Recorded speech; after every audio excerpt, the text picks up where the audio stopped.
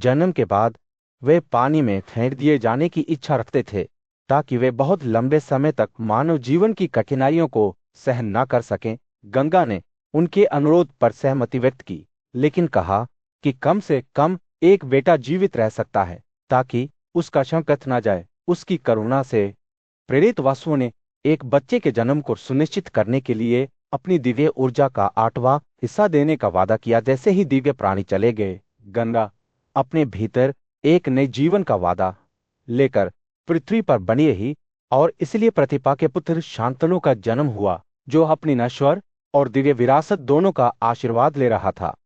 हालांकि वह बड़ा होकर एक महान काजा बनने वाला था, लेकिन उसका जीवन दुख और कठिनाई से चिन्हित होगा, जैसा कि ब्राह्मण के अभिशाप में भविष्यवाणी की थी।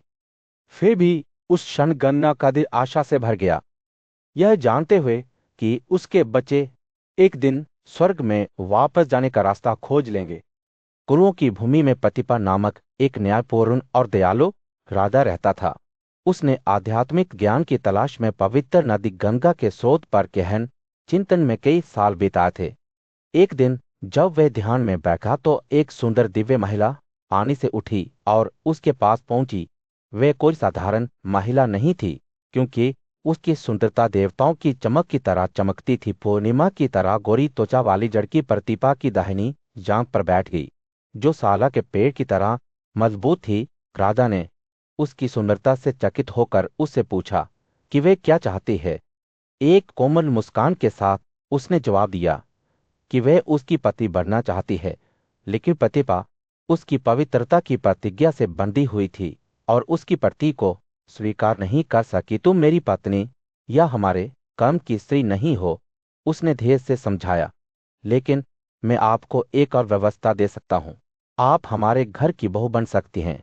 लड़की इस प्रस्ताव पर सहमत हो गई, क्योंकि वे प्रतिभा के गुणों का सम्मान करती थी और उसके महान वंश का हिस्सा बनना चाहती थी। जैसा कि था, प्रतिभा का एक बड़ा बेटा था जिसका नाम शांतनु था, जो अभी तक उसकी विरासत में नहीं आया था। जब समय आया तो प्रतिभा ने शांतनु को बुलाया और उसे उस दिव्य युवती के बारे में बताया जो एक बार उससे मिले आई थी।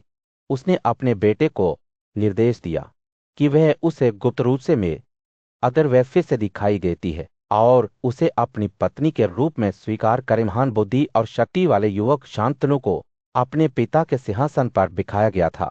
उन्हें से भरे दिल के साथ उन्होंने अपने राज्य पर ज्ञान के साथ शासन किया।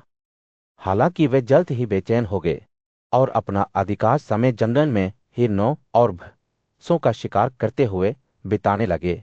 एक दिन गंगा के किनारे घूमते हुए उन्हें एक ऐसे क्षेत्र का पता चला जहां अक्सर सिद्ध और चरण होते थे, दिव्य प्राणी जो मनुष्यों के बीच रहते थे। कि वहां उसने उसे फिर से देखा, वह सुंदर लड़की जो एक बार अपने पिता की जांघ पर बैठी थी। उसकी सुंदरता देवी श्री की तरह चमक गई और शांतनु तुरंत मोहित हो गया। उसने उसे एक स्थिर नजर से देखा, उसके आकर्षण में पी रहा था, जैसे कि वे अमृत है। लड़की ने भी सम्राट के लिए स्नेह महसूस किया और उसकी ओर लंबे समय तक देखा। जब उसने आखिरकार उससे बात की तो ये नरम शब्दों में था, जैसे कि उसे डर था कि कोई कठोर स्वर उनकी भावनाओं के नाजुक संतुलन को तोड़ सकता है, चाहे तुम देवी हो या नश्वर। शांतनु ने इच्छा से कांपते हुए अपनी आवाज में उससे पूछा, मैं तुमसे मेरी पत्नी बनने का अनुरोध करता हूं। हस्तिनापुर के हरे भरे बगीचों में राजा शांतनु, एक न्यायपूर्ण और निष्पक्ष शासक, अपने दरबारियों के बीच बैठा हुआ था। सोच में खो गया था। उसकी आंखें सुंदर गन्ना की ओर घूम रही थी, जो हाल ही में उसकी पत्नी बन गई थी। उसके शब्द अभी भी उसके दिमाग में गूंज रहे थे। मैं तुम्हारी पत्नी बनूंगी और तुम्हारी आज्ञाओं का पालन करूंगी। उसने अपने वादे को याद किया। जब तक वो उसके प्रति दयालु व्यवहार करेगा, वो उसके साथ रहेगी। लेकिन अगर वो कभी उसके साथ हस्तक्षेप करेगा या उससे निर्दयता से बात करेगा, तो वो उसे छोड़ देगा। ऐसे ही राजा इन विचारों पर विचार कर रहा था। गंगा उसके पास आई। उसके चेहरे पर एक कोमल मुस्कान, उसके शब्द उसके कानों में संगीत की तरह थे। हे राजा, मैं तुम्हारी पत्नी बनूंगी और तुम्हारे आज्ञाओं का पालन करूंगी। उसने उससे उनकी सहमति की याद दिला दी, और राजा शांतनु ने सहमति में सिर हिलाया। लड़की की विशेषताएं निर्दोष सुंदरता से चमकती थी, और उसके हर शब्द से राजा के दिल में खुशी का रोमांच फैलता था। इस प्रकार राजा और उसकी रानी दोनों के लिए बहुत खुशी का दौर शुरू हुआ। गंगा हस्तिनापुर में प्रकाश और खुशी लेकर आई। उसकी उपस्थिति एक दिव्य आशीर्वाद की तरह थी। वो अक्सर नाचती और गाती थी, जो उससे देखने वाले सभी लोगों के दिलों को मोहित करती थी। राजा उसके प्यार और स्नेह से मंत्रमुग्ध था, और महीने, मौसम और साल बीत गए जब उसे उनके बारे में पता नहीं था। लेकिन इस आनंद के बीच गंगा अक्सर नदी में चली जाती थी, जहां वह एक गुप्त अनुष्ठान करती थी, और फिर एक कोमल मुस्कान के साथ वो अपने 8 बच्चों को पानी में फेंक देती थी और कहती थी, यह आपके भले के लिए है। राजा दुख से देखता था, लेकिन बोलने की हिम्मत नहीं करता था कि उसकी पत्नी उसे छोड़ दे। फिर भी वो हर नुकसान पर दुख की पीड़ा महसूस करने से खुद को रोक नहीं पाता था। एक ऐसा अवसर था जब राजा शांतनु ने अंततः गन्ना के कार्यों के बारे में उसका सामना करने का साहस पाया। जब वह अपने 8वें बच्चे को नदी में फेंकने की तैयारी कर रही थी, तो राजा के दुखी चेहरे और हताश शब्दों ने उसे रोक दिया। इसे मत मारो। तुम कौन हो और कौन हो? तुम अपने ही बच्चों को क्यों मारते हो? गंगा उसके शब्दों से चकित हो गई। उसने अपने वास्तविक स्वभाव को प्रकट किया। दिव्य क्षेत्र की एक देवी, जिसने 8 वासुओं को जन्म देने के लिए मानव रूप धारण किया था, उसे समझाया कि वो वासुओं से किए गए एक वादे को पूरा करने के लिए हस्तिनापुर आई थी, और राजा शांतनु के साथ उनका रहना इस समझौते का हिस्सा था। राजा की आंखें आश्चर्य से चौड़ी हो गई, क्योंकि वो उसके शब्दों को सुन रहा था। जैसे ही गंगा ने बोलना समाप्त किया, उसने खुलासा किया कि पृथ्वी पर उसका समय समाप्त हो गया था। उसने अपना उद्देश्य पूरा कर लिया था। 8 वासु अब अपने मानव रूपों से मुक्त हो गए थे, और उनके पिता राजा शांतनु ने 12मासी आनंद के कई क्षेत्र प्राप्त कर लिए थे। अपने पति पर अंतिम नजर डालने के साथ गंगा हवा में गायब हो गई। केवल एक हल्की हवा छोड़ गई, जो उसका नाम फुसफुसा रही थी। गंगादत्त वो बच्चा जो अपनी विरासत को जारी रखेगा। मेरू के पवित्र जंगल में जहां खिलते फूलों की सुगंध और पत्तों की कोमल सरसराहट के साथ हवा मीठी थी, अपर नाम का एक बुद्धिमान और शक्तिशाली रहता था।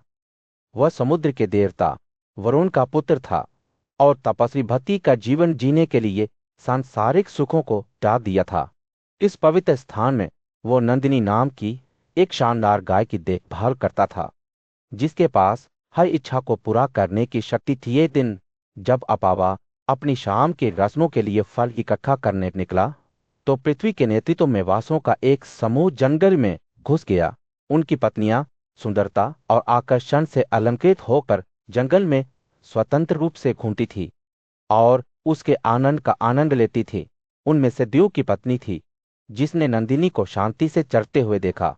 उसकी महिमा और शक्ति से मंत्रमुग्ध होकर उसने अपने पति से गाय को अपने दिव्य क्षेत्र में वापस लाने की विनती की, ताकि उनकी दोस्त गीतावती उसमें से पी सके। और हमेशा जवान गायक अपनी पत्नी की बातों से प्रभावित होकर देव ने अपने भाइयों की मदद से नंदिनी को चुरा लिया। अपनी प्यारी गाय को गाय पाकर लौटने पर अपवा गुस्से में आ गया। उसने अपनी तपस्वी दृष्टि से चोरी को देखा और वासुओं को शाप देते हुए घोषणा की कि वे पृथ्वी पर नश्वर के रूप में पैदा होंगे। वासु अपने भाग्य के बारे में जानते हुए अपावा से क्षमा मांगने के लिए जल्दी हो गए। हालांकि बुद्धिमान सिंह ने यह कहते हुए पीछे हटने से इनकार कर दिया कि उन्होंने गुस्से में बात की थी, लेकिन फिर भी अपने श्राप को पूरा करने का इरादा था। उन्होंने उनसे कहा कि उनके जन्म के 1 साल के भीतर वे उनके क्रोध से मुक्त हो जाएंगे। लेकिन देव, जिसने पाप किया था, उसे कुछ समय के लिए पृथ्वी पर रहना होगा। जैसे ही वासु चले गए, वे देवी गंगा के पास आए, जो अपने पवित्र रूप में निवास कर रही थी। उन्होंने उनसे विनती की कि उन्हें एक वरदान दें। जैसे ही वे पैदा हों, उन्हें पानी में फेंक दें। इस तरह उन्हें उनके सांसारिक जीवन से मुक्त कर दे। तेरी उनकी विनती से प्रेरित होकर सहमत हो गई और बच्चे के साथ गायब हो गई। उसे अपने चुने हुए क्षेत्र में ले गई गंगेया, और देवव्रत नाम का बच्चा बड़े होकर अपने पिता की सभी उपलब्धियों में उत्कृष्टता प्राप्त करेगा और भरत राजवंश का एक महान राजा बन जाएगा।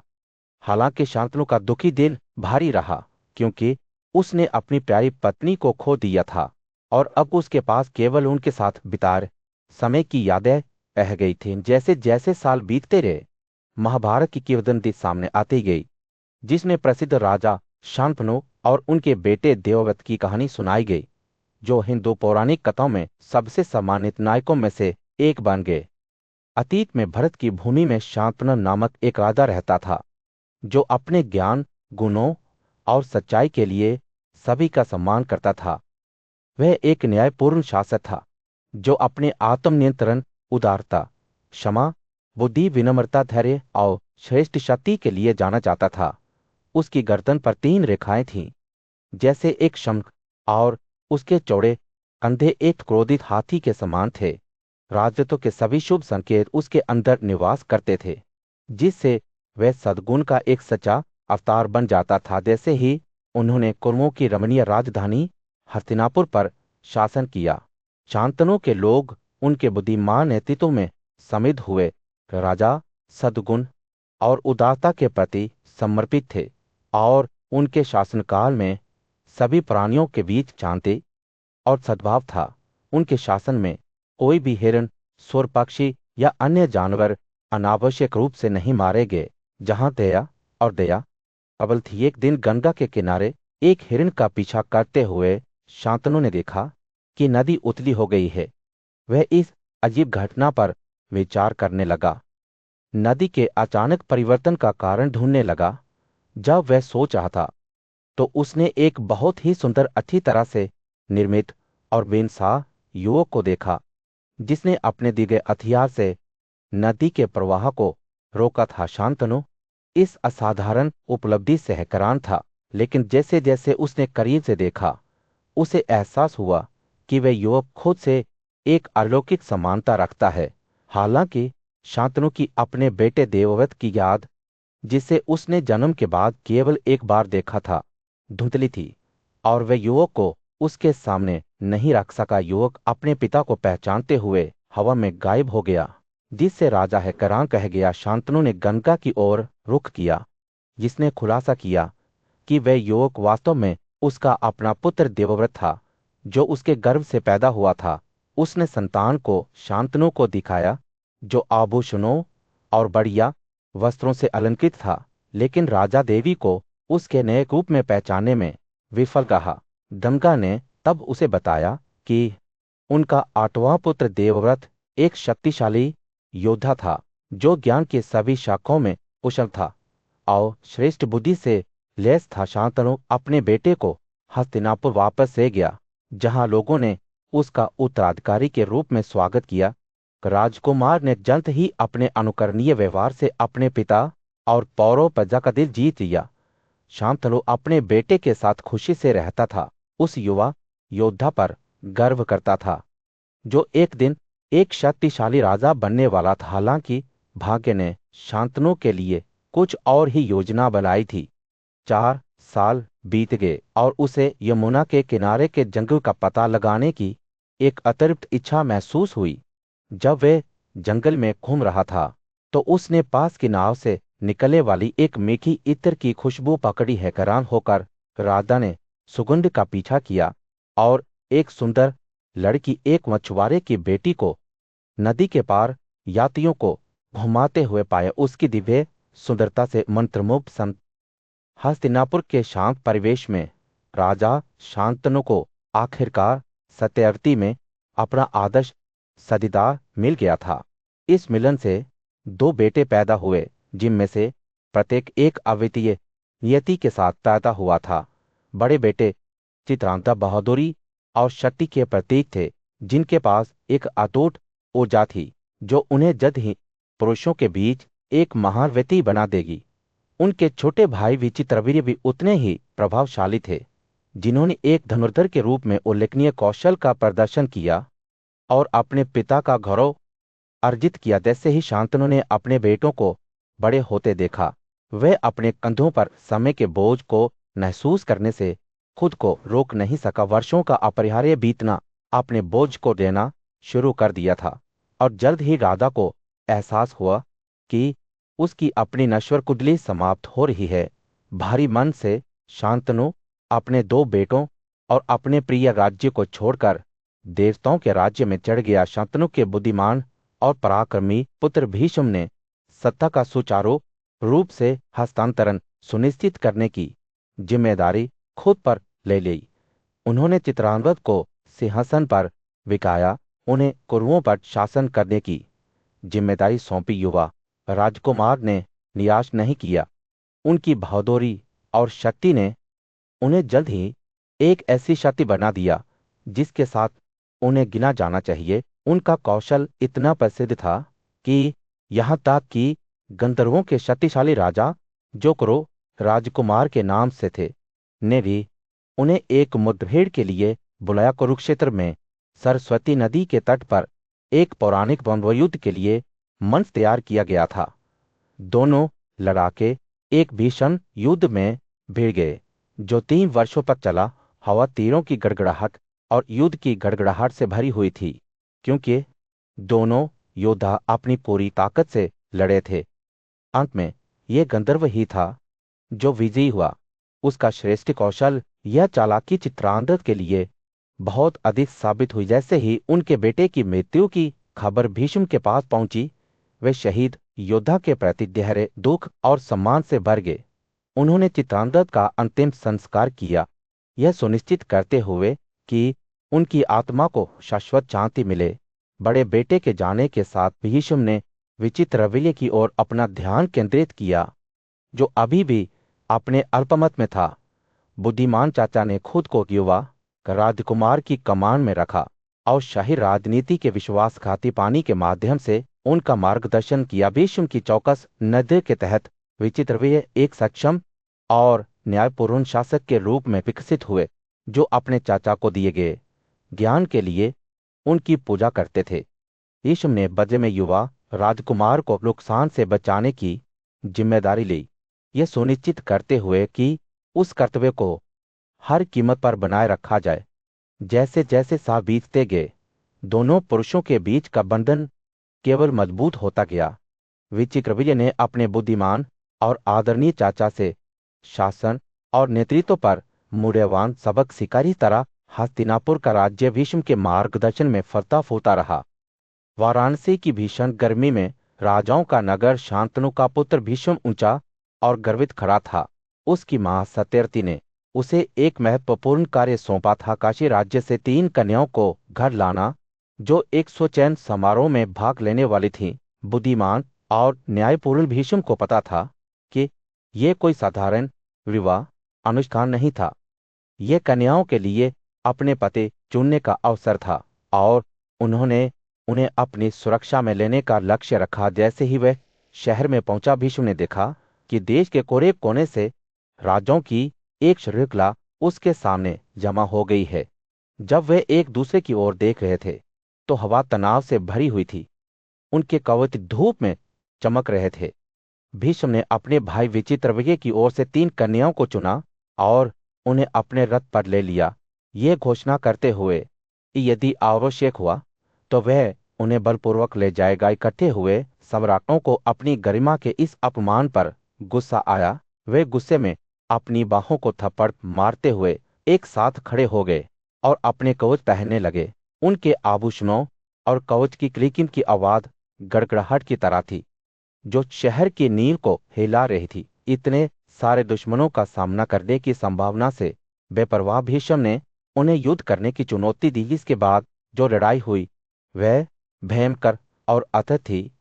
तीर टिड्डियों के झुंड की तरह हवा में उड़ते थे। प्रत्येक सम्राट धनुष के साथ अपने कौशल में दूसरों को फाड़ने की कोशिश कर रहा था। भीष्म हालांकि एक ताकत साबित हुए, उनके तीर तेजी से और सच्चे उड़ते थे, प्रत्येक राजा को सटीकता के साथ छेदते थे। लड़ाई अनंत काल तक चलती रही। जिसमें कोई भी पक्ष चौथाई नहीं दे रहा था। जैसे जैसे लड़ाई अपने चरमोत्कर्ष पर पहुंची, शायद देवता स्वयं भी विस्मय से देख रहे थे। भीष्म का पराक्रम बेजोड़ था और उन्होंने राजाओं के बाएं और दाएं हिस्से को काट दिया। उनके कवच और सिर तूफान से पहले शरद के पत्तों की तरह बिखरे हुए थे। फिर भी अपने बहादुर प्रयासों के बावजूद भीष्म जानते थे कि वह उन सभी को एक साथ नहीं हरा सकते, तथा जब राजा साल्या मात्रा से शक्तिशाली योद्धा घटनास्थल पर पहुंचे, अपनी ही बहादुरी से बुलाए जाने पर साल्या ने भीष्म की ओर एक उग्र बैर की तरह हमला किया, उसे नीचे उतारने का दृढ़ संकल्प किया। दोनों योद्धा शक्ति और कौशल के शानदार प्रदर्शन में भिड़ गए। उनके धनुष एक के बाद एक तीर चलाते हुए गाते हुए भीष्म और साने के बीच की लड़ाई देखने लायक थी। प्रत्येक योद्धा अपने कौशल में दूसरे को फाड़ने की कोशिश कर रहा था, लेकिन अंत में यह भीष्म का बेजोड़ कौशल था जिसने उस दिन जीत हासिल की। अपने भरोसेमंद वरुण धनुष से उन्होंने साले के घोड़ों और गजचालक को मार डाला, जिससे गधा खुद को अपने जीवन के साथ पीछे हटने के लिए छोड़ दिया। अंत में स्वचयन समारोह के साथ भीष्म की राजधानी हस्तिनापुर लौट आए। अपने बेटे की असामयिक मृत्यु के बाद सत्यवती शोक में डूबी हुई थी। उसने अपनी बहू और भीष्म को सांत्वना देने के लिए सब कुछ किया था, जो उसके बगल में चट्टान की तरह खड़े थे। लेकिन जब वह उसकी ओर मुड़ी तो उसकी आंखें आंसू से भरी हुई थी। वह जानती थी कि उसके पास उनके परिवार के भविष्य की ताबी है। भीष्म, उसने कांपते हुए अपनी आवाज में कहा, मेरे बेटे का अंतिम संस्कार हो गया है। अब हमारी लाइन आप पर निर्भर है। आप हमारे परिवार के लिए आखिरी उम्मीद हैं। शांतनु की विरासत को बनाए रखने के लिए वह रुक गई, आगे बढ़ने से पहले अपने विचारों को इकट्ठा करते हुए। एक गुणी व्यक्ति के रूप में आप पुण्य के तरीकों और कर्तव्यों के आदेशों को जानते हैं। आप वेदों और हमारे लोगों के रीति रिवाजों की समझ में शुक्र और अंगियों के बराबर हैं। सत्यवती के शब्द निराशा से भरे हुए थे, लेकिन भीष्म ने ध्यान से सुना। उसकी अभिव्यक्ति अपूर्ण थी। वह जानता था कि वह उसे अपनी ब्रह्मचर्य की प्रतिज्ञा को त्यागने, एक पत्नी लेने और अपने परिवार को जारी रखने के लिए बच्चे पैदा करने के लिए कह रही थी। लेकिन वह उसके शब्दों का भार भी जानता था, क्योंकि वह अपने पूर्वजों के प्रति अपने कर्तव्यों को पूरा करने के महत्व को समझता था। मुझे पता है कि तुम मुझसे क्या करने के लिए कह रहे हो, भीष्म ने अपनी आवाज दृढ़ लेकिन कोमल करते हुए कहा। लेकिन मैं आपको याद दिलाना चाहता हूं कि मेरी प्रतिज्ञा ऐसी चीज नहीं है जिसे मैं आसानी से दरकिनार कर सकता हूं। मैंने खुद को सच्चाई और पुण्य के लिए वचन दिया है। वह अपनी आंखों में गहरे दुख के साथ सत्यवती को देखते हुए रुका। मुझे पता है कि आप मेरे बारे में क्या सोचते हैं, लेकिन मैं आपको विश्वास दिलाता हूं कि मैं ऐसा व्यक्ति नहीं हूं जो व्यक्तिगत इच्छाओं या हितों से प्रभावित हो सकता है। भीष्म के शब्दों को सुनकर सत्यवती का चेहरा गिर गया और एक पल के लिए ऐसा लगा कि उसका दुख उसे एक बार फिर से अभिभूत कर देगा। लेकिन फिर वह बोली, उसकी आवाज स्थिर और दृढ़ थी, भीष्म, मुझे पता है कि आपकी प्रतिज्ञा को हल्के में नहीं लिया जाना चाहिए, लेकिन हमारे परिवार के बारे में सोचे, हमारे पूर्वजों के बारे में सोचे, जो अपनी विरासत को जारी रखने के लिए हम पर निर्भर हैं। हम उन्हें निराश नहीं कर सकते। वह रुक गई। उसकी आंखें भीष्म पर बंद हो गई। इस आपात स्थिति पर विचार करें। भीष्म, उस कर्तव्य पर विचार करें जो हम अपने वंश के प्रति करते हैं। भीष्म ने सत्यवती के शब्दों को सुना। उसकी अभिव्यक्ति अपक्रिय थी। वह जानता था कि वह सही थी। उनके परिवार का भविष्य उस पर निर्भर करता था कि वह एक पत्नी बनाए और बच्चे पैदा करे। लेकिन वह यह भी जानता था कि वह अपने ब्रह्मचर्य के संकल्प को धोखा नहीं दे सकता, चाहे वह करना कितना भी सही लगे। मैं आपको बताऊंगा कि आपातकाल के समय हमारी क्षत्रिय परंपरा क्या मांग करती है। भीष्म ने अपनी आवाज दृढ़ लेकिन नपीड़ी हुई करते हुए कहा, हमें विद्वान पुजारियों और उन लोगों से परामर्श करना चाहिए जो संकट के समय में स्वीकार्य प्रथाओं से परिचित हैं। हमें इस बात पर विचार करना चाहिए कि हमारे परिवार के लिए सबसे अच्छा क्या है। प्राचीन काल में जमदग्नि के पुत्र राम अपने पिता की मृत्यु पर क्रोधित हो गए थे और उन्होंने हेहा के राजा को अपनी युद्ध कुल्हाड़ी से मार डाला था। फिर वे अपने शक्तिशाली धनुष और तेज तीरों का उपयोग करके क्षत्रिय जनजाति का दिल बार सफाया करने के लिए, दुनिया को जीतने के लिए निकले। राम के कार्यों के परिणाम स्वरूप पृथ्वी को क्षत्रियों के बिना छोड़ दिया गया और ब्राह्मणों ने क्षत्रिय महिलाओं के बच्चों की परवरिश करने की भूमिका निभाई। ये बेटे वासना से नहीं बल्कि पुण्य से पैदा हुए थे और वे अपनी माताओं के पतियों के थे, भले ही वे जीवित नहीं थे। इससे भीष्म को उत्तथा और उनकी पत्नी मंता नामक एक बुद्धिमान ऋषि के बारे में एक और प्राचीन कथा याद आई। वृषभदेव, जो स्वर्ग के पुजारी और उत्तथा के छोटे भाई थे, मंता के पास उनके दिल में इच्छा के साथ गए। हालांकि उन्होंने उसे यह समझाते हुए अस्वीकार कर दिया कि वे पहले से ही उत्तचा के बच्चे से गर्भवती थी और दूसरे के लिए कोई जगह नहीं थी। बुद्धिमान होने के बावजूद बृहस्पति खुद पर काबू नहीं रख सके और अपने रिश्ते को पूरा करने का प्रयास किया। बृहस्पति के इरादों से वाकिफ अदम्य बच्चे ने उसे संबोधित करते हुए कहा, यहाँ दो के लिए कोई जगह नहीं है, मैंने पहले उस पर कब्जा कर लिया है। बच्चे के शब्दों को बृहस्पति ने नजरअंदाज कर दिया, जिसने अपनी प्रगति जारी रखी। परिणामस्वरूप वह अजन्मे बच्चे से शापित हो गया और जनन से अंधा हो गया। अंधेशी देवगतम को वेदों का बहुत ज्ञान था और अंततः उन्होंने एक युवा ब्राह्मण युवती जिसका नाम प्रवशिखा से शादी कर ली। उनके साथ उनके कई बच्चे थे, जिनमें गौतम उनके सबसे बड़े बेटे थे। हालांकि ये बच्चे लोभ और मूर्खता से ग्रस्त थे।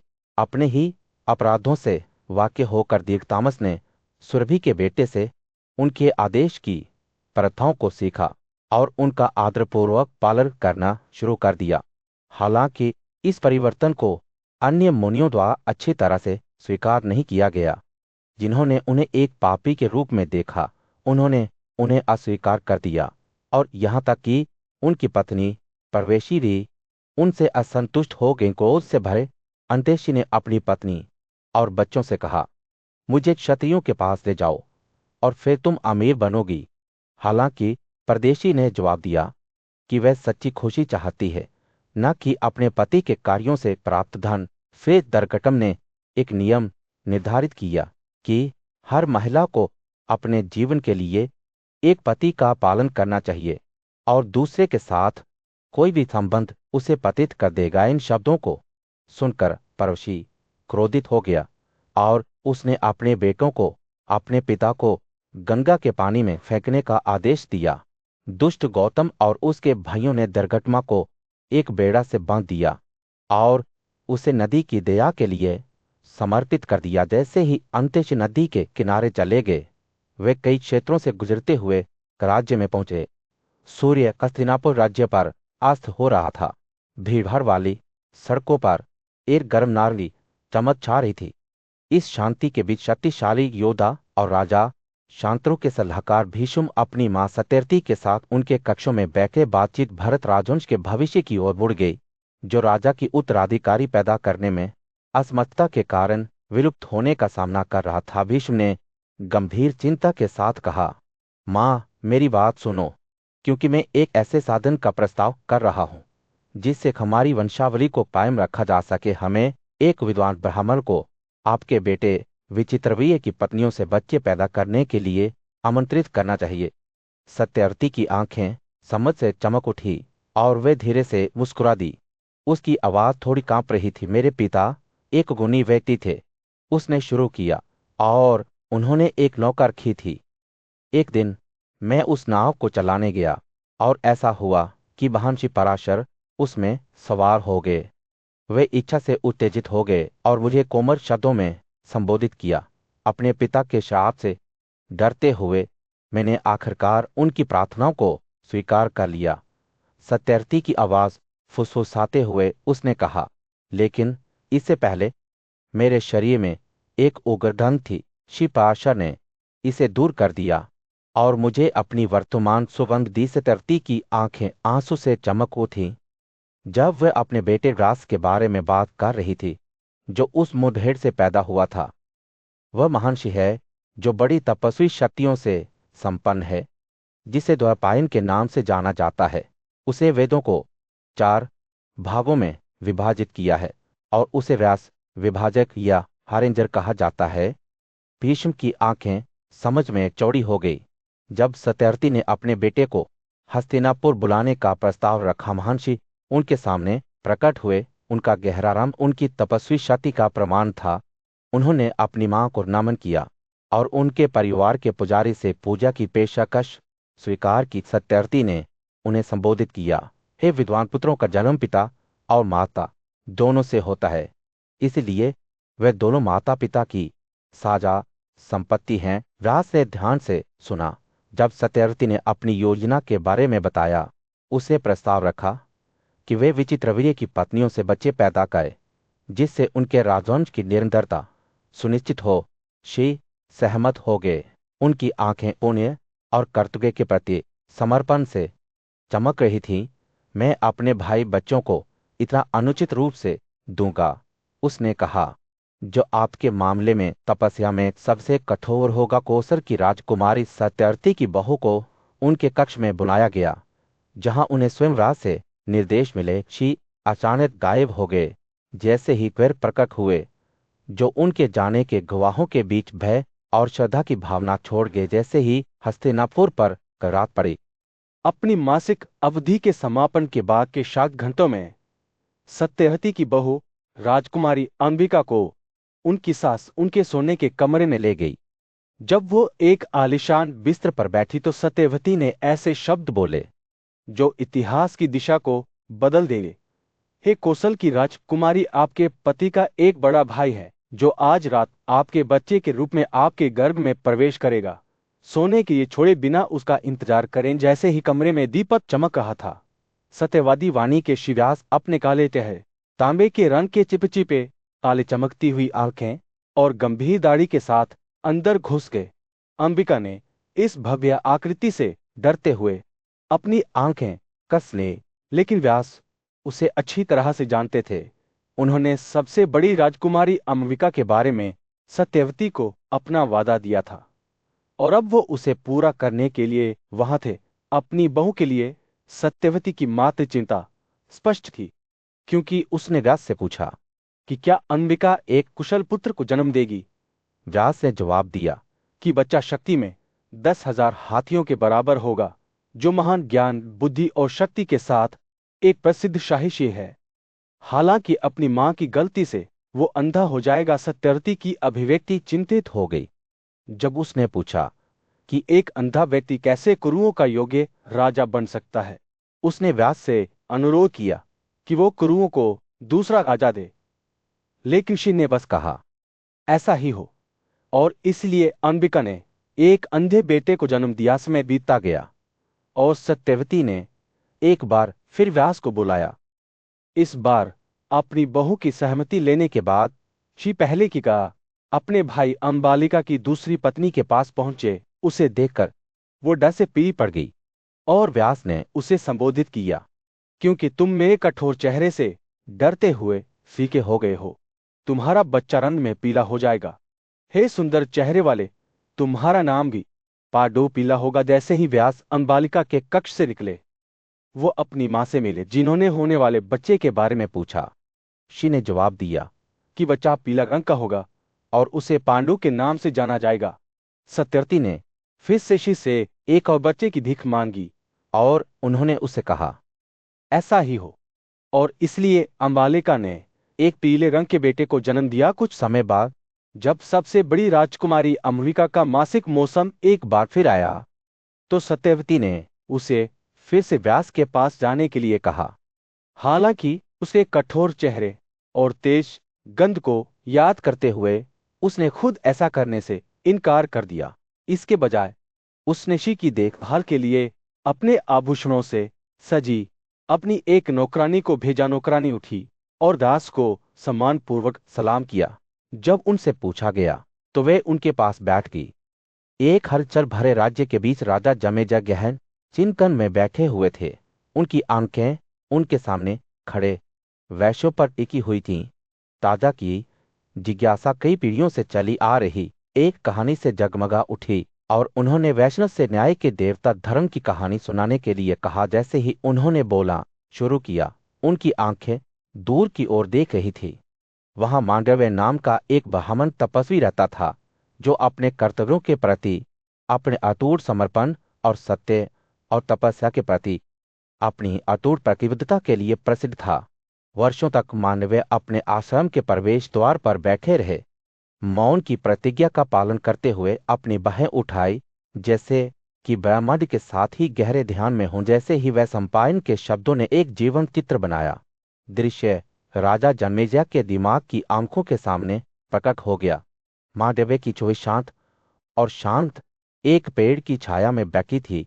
उसकी आंखें चिंतन में बंद हो गई, लेकिन अचानक लुटेरों के एक समूह के आने से शांति टूट गई।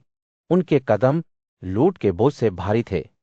उन्होंने पवित्र स्थान के बीच अपनी लूट को छिपाते हुए आश्रम में शरण ली। राजा के अधिकारियों ने जल्दी ही उन्हें और उनकी लूट को शरण में छिपा हुआ पाया।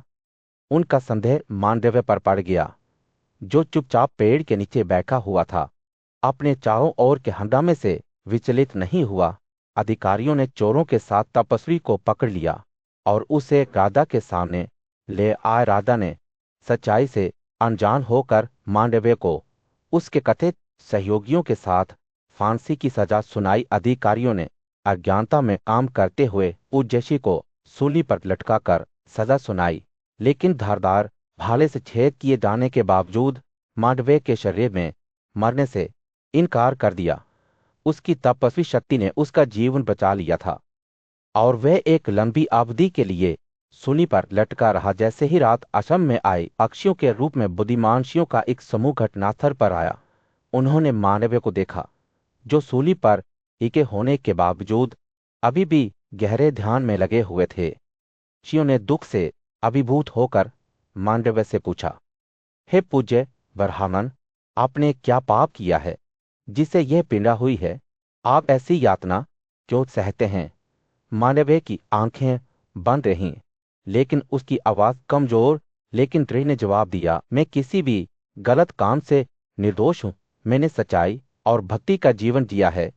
मेरी खामोशी अपराध की निशानी नहीं है, बल्कि धर्म के मार्ग के प्रति मेरी अटूट प्रतिबद्धता का प्रमाण है। शियों ने ध्यान से सुना। उनके दिल मांडव्य की दुर्दशा के लिए करुणा से भर गए। जैसे ही वह सम्पायन ने कहानी सुनाना समाप्त किया, राजा जा एक दूर की भूमि में, जहां सूरज क्षितिज में डूबता था और आकाश को लाल और सोने के रंगों से रंगता था, वहां मांडव्य नाम का एक रहता था। वह मुनियों के बीच एक बाग था, जो अपने ज्ञान और तपस्वी धन के लिए सम्मानित था। एक दिन जंगल में घूमते हुए उसे ऋषियों का एक समूह मिला, जो गर्मागर्म चर्चा में लगे हुए थे। मांडव्य उनकी बातचीत की ओर आकर्षित हुए और विभिन्न मामलों पर अपनी अंतर्दृष्टि और दृष्टिकोण साझा करते हुए उनके साथ शामिल हो गए। हालांकि जैसे जैसे चर्चा आगे बढ़ती गई, मांडव्य का स्वर कठोर होता गया और वे अपने आसपास की दुनिया के प्रति अपनी नाराजगी व्यक्त करने लगे। शियों ने उनके गुस्से को महसूस करते हुए उनसे पूछा कि उनके गुस्से के लिए कौन जिम्मेदार है। मांडव्य ने उन्हें तीक्ष्ण आंखों से देखा और घोषणा की, मैं वही हूं जिसने अपने आप को आहत किया है। इस तरह की चीज के लिए और कौन दोषी हो सकता है? उनके शब्द एक चुनौती की तरह हवा में लटक गए, जिससे शी हैरान रह गए। मांडव्य को पता नहीं था कि उनका गुस्सा किसी का ध्यान नहीं गया था। न्याय के अधिकारी, जिन्हें व्यवस्था बनाए रखने और न्याय देने का काम सौंपा गया था, उन्हें दूर से देख रहे थे। जैसे ही वे मांडव्य के पास पहुंचे, उन्होंने अपने राजा कोशी की उपस्थिति के बारे में सूचित किया। सम्राट किसी भी कथित गलत काम के लिए सुधार करने के लिए उत्सुक घटनास्थल पर जल्दबाजी में पहुंचने पर उन्होंने मांडव्य को एक सूली से चिपकाया हुआ पाया। उनका शरीर एक नुकीली वस्तु से छेदा हुआ था। शी के पास जाते ही राजा का दिल दुख से फूला हुआ था। ऋषियों में से सबसे अच्छे राजा ने शुरू किया, मैंने अज्ञानता में आपके खिलाफ अपराध किया है। मैं आपसे विनती करता हूं कि इसके लिए मुझे क्षमा कर दें। ये उचित है कि आप मुझसे क्रोधित ना हो। सुबह की धूप में कोहरे की तरह शांत होने वाला उनका क्रोध राधा के शब्दों से शांत हो गया। राधा ने तब मांडव्य के शरीर से सूली निकालने का प्रयास किया, लेकिन असफल रहा। विचलित हुए बिना उन्होंने जी के शरीर के ठीक बाहर एक बिंदु पर स्तंभ को काटने का फैसला किया। हालांकि इससे कुछ राहत मिली। स्तंभ का एक हिस्सा मांडव्य के भीतर ही रह गया। जैसे जैसे वे घूमते गए, शी ने तपस्या का सबसे कठोर अभ्यास किया, उन क्षेत्रों पर विजय प्राप्त की जिनकी अन्य लोग कल्पना भी नहीं कर सकते थे। मांडव्य की अग्नि परीक्षा दूर दूर तक जानी जाने लगी, जिसे उन्हें अनिमांडव्य की उपाधि मिली, जो कुछ ही समय में दांव पर लगा। कई साल बीत गए और शी ने जीवन के रहस्यों का जवाब ढूंढते हुए अपनी तपस्या जारी रखी। एक दिन उन्हें न्याय के देवता धर्म का निवास मिला। जैसे ही मांडव्य सिंहासन के पास पहुंचा, उसने एक विचित्र दृश्य देखा। एक छोटा सा कीड़ा घास के ब्रे से छेदा हुआ भगवान के आसन में फंस गया। चिंतित शी ने भगवान से इस अजीब घटना के बारे में पूछा। भगवान ने जवाब दिया, हे तपस्वी धन, ये तुम ही थे जिन्होंने बचपन में ये काम किया था।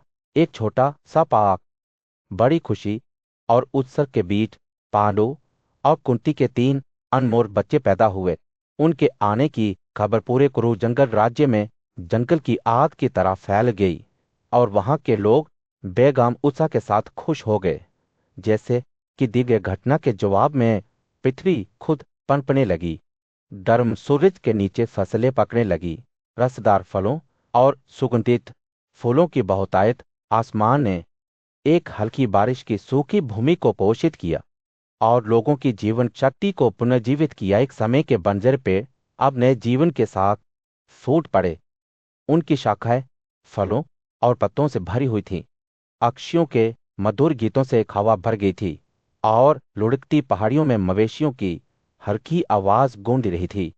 दूर दूर से व्यापारी भीड़ भाड़ वाले शहरों और कस्बों में व्यापार करने आते थे। अपने साथ विदेशी सामान लाते थे। कारीगर और शिल्पकार अपना व्यापार चलाते थे, सुंदर काम करते थे जो लोगों के महलों और घरों को सुशोभित करते थे। जैसे जैसे राज्य समृद्ध हुआ, वैसे वैसे इसके निवासी भी समृद्ध हुए। वे योद्धा, विद्वान, ईमानदार व्यापारी और खुशहाल परिवार अद्वितीय शांति और समृद्धि के युग में समृद्ध हुए। राजधानी हस्तिनापुर दूसरी अमरावती की तरह चमकती थी। इसके द्वार और मेहराब बादलों की तरह अंधेरे थे। इसकी सड़कें हंसी और संगीत से भरी हुई थी। पुरुष और महिलाएं समान रूप से नदियों, झीलों और तालाबों पर खेल रहे थे। उनका आनंद बेगाम था। दक्षिणी कुरु अपने उत्तरी रिश्तेदारों के साथ अपनी सद्गुणी प्रतिद्वंद्विता में सिद्धों, चरणों और शियों की तरह जीवन व्यतीत करते थे। उनके कदम धर्म के सिद्धांतों द्वारा निर्देशित थे। राज्य सभी के लिए एक स्वर्ग था जो दुखियों और विधवा महिलाओं से मुक्त था। इसके कुएं और झीलें प्रस्तन साफ पानी से भरी हुई थी। ब्राह्मणों के घर धन से भरे हुए थे और भूमि उत्सवों से चमक रही थी। बुद्धिमान और न्यायपूर्ण राज रक्षक भीष्म ने कोमल हाथ से शासन किया। उनका हृदय करुणा और ज्ञान से भरा हुआ था। उनके मार्गदर्शन में राज्य फला फूला। इसके लोग संतुष्ट को शांति से रहे। जैसे जैसे पुण्य का चक्र बदलता गया, पड़ोसी राज्यों से अधिक प्रजा, समृद्धि और खुशी के वादे से आकर्षित होकर कुरुओं में शामिल होने के लिए आती गई।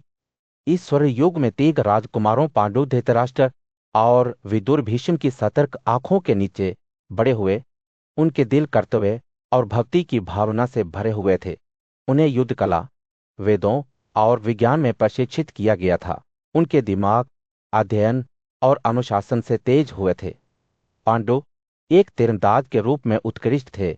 धृतराष्ट्र एक शक्तिशाली व्यक्ति के रूप में, जबकि विदुर सद्गुण और नैतिकता के प्रतीक के रूप में चमकते थे। जैसे जैसे साल बीतते गए, कुरुओं की किंवदंती बढ़ती गई।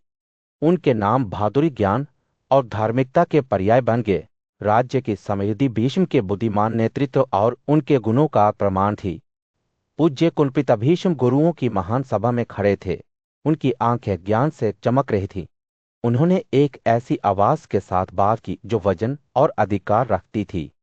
हमारा शानदार परिवार, जो अपने गुणों और उपलब्धियों के लिए प्रसिद्ध है, लंबे समय से पृथ्वी पर अन्य सभी राज्यों पर सर्वोच्च शासक रहा है।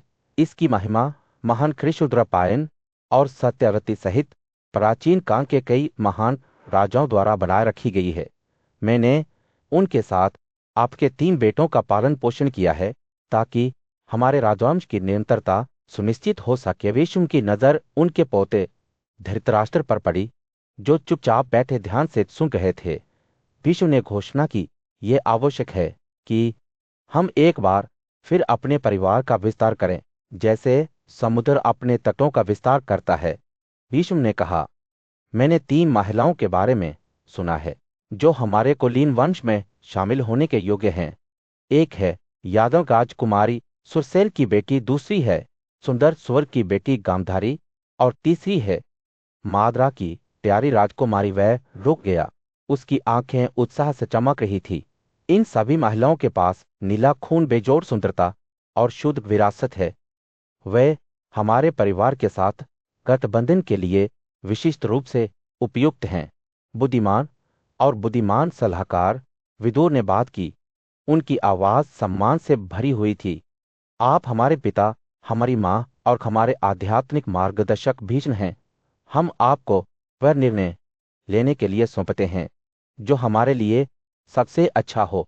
उनके शब्द कुलों के अपने कुलपिता के प्रति गहरे सम्मान का प्रमाण थे। विष्णु के विचार सुवल की प्यारी बेटी गांधारी की ओर मुड़ गए। उसने सुना था कि उसने भगवान शिव की पूजा की थी और सपुत्रों को जन्म देने का वरदान प्राप्त किया था। इस खबर से प्रेरित होकर यीशु ने राजा सुवल के पास दूत भेजे और धृतराष्ट्र के लिए अपनी बेटी के हाथ का अनुरोध किया। धृतराष्ट्र के अंधेपन के कारण राजा सुवल शुरू में हिचकिचा रहे थे, हालांकि कुरुओं की शानदार प्रतिष्ठा और उनके महान गवार को देखते हुए वे अंततः मान गए। वे गांधारी से धृतराष्ट्र से शादी करने के लिए सहमत हो गए और उनके भाई शकुनी ने औपचारिक रूप से अपनी बहन को अंत्यदुने के सामने पेश किया। जैसे ही शादी होने वाली थी, भीष्म ने बड़ी धूमधाम और सम्मान के साथ उत्सव का निर्देशन किया। वीर शकुनी ने अपने शहर लौटने से पहले कुरुओं को कई मूल्यवान वस्त्र प्रदान किए। शुद्ध और समर्पित राजकुमारी गांधारी का कुरुओं ने बहुत सम्मान के साथ स्वागत किया। उनका व्यवहार उनके अच्छे चरित्र का प्रमाण था, क्योंकि उन्होंने अपने वरिष्ठों के प्रति अत्यधिक सम्मान दिखाया और कभी भी अपने पति या उच्च दर्जे के लोगों के अलावा किसी अन्य पुरुष का उल्लेख नहीं किया। जैसे ही समारोह समाप्त हुआ, भीष्म की आंखें खुशी से चमक उठी, ये जानते हुए कि उनके परिवार का भविष्य सुरक्षित है। सुंदर गांधारी ने अपने अनुकरणीय आचरण से खुद को और अपने ससुराल वालों को सम्मान दिलाया था। धृतराष्ट्र के प्रति उनकी भक्ति अटूट थी, उनके लिए आशा की एक किरण थी। यादवों की भूमि में सुरा नाम का एक महान सरदार रहता था, जो अपनी सच्चाई और दयालुता के लिए प्रसिद्ध था। उसकी एक सुंदर बेटी थी जिसका नाम प्रीता था, जिसकी सुंदरता पृथ्वी पर एक चमकीले तारे की तरह चमकती थी। जैसा कि भाग्य में होगा, सूर का निसंतान चेरा भाई और दोस्त कुंतीभोज एक बेटे का आशीर्वाद पाने के लिए कर रहा था। उसकी भक्ति से प्रेरित होकर सुरा ने अपनी पहली बेटी प्रीता को कुंतीभोज को उपहार में दिया, जो पहले की प्रतिज्ञा को पूरा कर रही थी। प्रीता अपने दत्तक पिता के घर में पली बड़ी, जहां वह आतिथ्य और मेहमानों की देखभाल की कला में प्रशिक्षित थी। एक दिन दुर्वासा नाम का एक शक्तिशाली ब्राह्मण, जो नैतिकता के अपने गहन ज्ञान के लिए जाना जाता था, उनके दरवाजे पर आया। प्रीता ने अपनी जन्मजात शुद्धता और दया के साथ बुद्धिमान शी का दिल जीत लिया। जैसे ही वह जाने के लिए तैयार हुआ, उसने प्रीता को एक पवित्र मंत्र दिया, जिससे वह अपनी इच्छा के अनुसार किसी भी दिव्य प्राणी को बुला सकती थी, जिसे वो अपने बच्चों को दे सकती थी। मंत्र के वादे से परेशान होकर प्रीता ने इसकी प्रभावशीलता का परीक्षण करने का फैसला किया। मंत्र के साथ उज्जवल सूर्य भगवान अर्क वैवस्वत को बुलाते हुए उसने उसके राजसी रूप को अपने पास आते देखा। उसके साहस से प्रसन्न होकर भगवान ने उससे कोमल स्वर में कहा, मैं यहाँ हूँ। हे काली आंखों वाली लड़के, मुझे बताएं कि तुम मुझसे क्या चाहते हो। प्रीता अभी भी सावधान और विनम्र ने समझाया कि उसने उसे केवल मंत्र की शक्ति को सत्यापित करने के लिए बुलाया था। वह विनम्रता से क्षमा के लिए विनती करती थी, यह स्वीकार करते हुए कि महिलाएं उनके अपराधों के बावजूद हमेशा दया की हकदार हैं। सूर्य भगवान ने उसकी घबराहट को समझते हुए उसे आश्वस्त किया, डरो मत मिलनसार, मैं आपको एक वरदान दूंगा। अपनी शंकाओं को दूर कर दो और मुझे अपना प्यार दो। हालांकि प्रीता अपनी विनम्रता और अपने रिश्तेदारों से प्रतिशोध के डर से बंधी हुई हिचकिचाती रही, सूर्य भगवान उसे मनाते रहे, लेकिन उसने हार मानने से इनकार कर दिया जैसा कि भाग्य में होता। उनकी बातचीत बाधित हो गई और सूर्य भगवान स्वर्ग में गायब हो गए। उनके मिलन से एक शानदार बच्चे का जन्म हुआ, करल प्राकृतिक कवच और बालियों से अलंकृत, जिसकी सुंदरता खगोलीय प्राणियों की प्रतिबिंबी थी। उनके जन्म के बाद सूर्य भगवान पृथा के पास लौट आए, उनकी कन्या को बाहर किया और ऊपर के क्षेत्र में चढ़ गए। पृथा ने दुख और अपराधबोध से अभिभूत होकर अपने बेटे के माता पिता के बारे में सच्चाई छिपाने का फैसला किया। अपने रिश्तेदारों की अस्वीकृति के डर से उसने कर्ण को पास की नदी में फेंक दिया। एक दयालु सुता दंपति राधा और उसके पति ने बच्चे की खोज की और उसे अपने रूप में पाला। उन्होंने उसके प्राकृतिक कवच और झुमकों के कारण उसका नाम वासुसेन धन के साथ पैदा हुआ रखा। जैसे जैसे कर्ण की शक्ति और ज्ञान बढ़ता गया, वह एक कुशल योद्धा बन गया जो सभी हथियारों में कुशल था। वह अक्सर ऐसा करता था। भरतों की भूमि जहां पर पराक्रमी राजा सम्मान और वीरता के साथ शासन करते थे, वहां कुंती की बेटी प्रीता के लिए एक उपयुक्त पति खोजने के लिए एक भव्य सभा आयोजित की गई। सुंदर और निपुण युवा महिला एक ऐसी उम्र तक पहुंच गई थी जहां शादी को आवश्यक माना जाता था, लेकिन उसके कई गुणों के बावजूद किसी भी राजा ने अभी तक शादी में उसका हाथ नहीं मांगा था। प्रीता के पिता कुंतीभोज, जो एक बुद्धिमान और न्यायपूर्ण शासक थे, ने पड़ोसी देशों के राजकुमारों और राजाओं को अपने दरबार में आमंत्रित करने का फैसला किया। वे चाहते थे कि उनकी बेटी को प्रतिष्ठित मेहमानों में से अपना पति चुनने की स्वतंत्रता हो। जैसे ही शाही सभा बुलाई गई, कुंती अपने पिता के साथ भव्य एम्फीथिएटर में प्रवेश कर गई। जैसे ही उसने भीड़ को देखा, उसकी आंखें कुरुओं के पराक्रमी राजा पांडु पर पड़ी। उसकी चौड़ी छाती, वैज जैसी आंखें और भव्य उपस्थिति ने उसे अन्य राजाओं के बीच एक चमकते हुए तारे की तरह खड़ा कर दिया। उसकी शक्ति और भव्यता देवताओं के राजा इंद्र के प्रतिद्वंद्वी थी और कुंती का दिल एक धड़कन से चूक गया जब वे उसे देख रही थी। जैसे जैसे वे पांडु की ओर देख रही थी, उसकी भावनाएं उसके भीतर एक तूफान की तरह घूम रही थी। विनम्रता और संयम के साथ वे पराक्रमी राजा के पास गई। उसके कदम उत्साह से कांप रहे थे। जैसे जैसे वे उसके गले में शादी की माला रखने के लिए पहुंची, अन्य सम्राट डर के मारे देख रहे थे। सभा प्रशंसा की खुशखुशाहट से भर गई क्योंकि प्रीता ने पांडु को अपना स्वामी चुना। अन्य राजा उनके चेहरे आश्चर्य और सम्मान के मिश्रण के साथ अपने राजसी हाथियों, घोड़ों और रथों पर सभा से चले गए।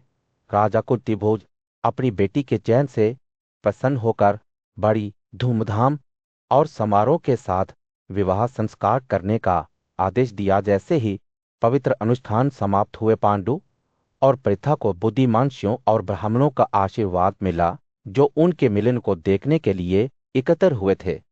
इस जोड़े की तुलना उनकी सुंदरता और सद्भाव में खगोलीय राजा और रानी मगावत और पौलोमी से की गई। राजा कुंतीभोज ने अपनी बेटी की खुशी से बहुत खुश होकर पांडु को धन का एक विशाल खजाना भेंट किया और उन्हें अपनी राजधानी वापस भेज दिया। और बिरंगे झंडे लिए एक शक्तिशाली सेना के साथ पांडु अपने राज्य में लौट आए। उन बुद्धिमान लोगों द्वारा उनकी प्रशंसा की गई जिन्होंने उनके मिलन को आशीर्वाद दिया था। जैसे ही उन्होंने अपने महल में प्रवेश किया, उनके बगल में प्रीता ने उन्हें अपनी रानी के रूप में स्थापित किया, जो सती और महिमा के जाल से घिरी हुई थी। और इसलिए प्रेम और कर्तव्य के इस भव्य उत्सव में तो महान आत्माओं पांडु और प्रेता ने अपने जीवन में एक नया अध्याय शुरू किया, जो विवाह के पवित्र संबंधों से एक साथ बंधे थे। हस्तिनापुर के भीड़भाड़ वाले शहर में शांतनु के बुद्धिमान और सम्मानित पुत्र भीष्म को राजा पांडु ने उन्हें एक उपयुक्त दूसरी पत्नी खोजने का काम सौंपा था। भीष्म का मिशन महत्वपूर्ण था, क्योंकि ये आवश्यक था कि पांडु, जो पहले से ही कुंती से विवाहित था, उसके बच्चे पैदा करने के लिए एक साथी हो। 4 प्रकार की सेना के साथ और सम्मानित ब्राह्मणों और ऋषियों के साथ यीशु अपनी यात्रा पर निकल पड़े वे मथुरा के राजा साल्या की राजधानी पहुंचे, जहां उनका बहुत सम्मान के साथ स्वागत किया गया। काजा, एक होगर योद्धा जिसे वरिकाओं के बैल के रूप में जाना जाता है, ने भीष्म का उनके महल में स्वागत किया और उन्हें बैठने के लिए एक सफेद कालीन, पैर धोने के लिए पानी और आतिथ्य के अन्य संकेत दिए।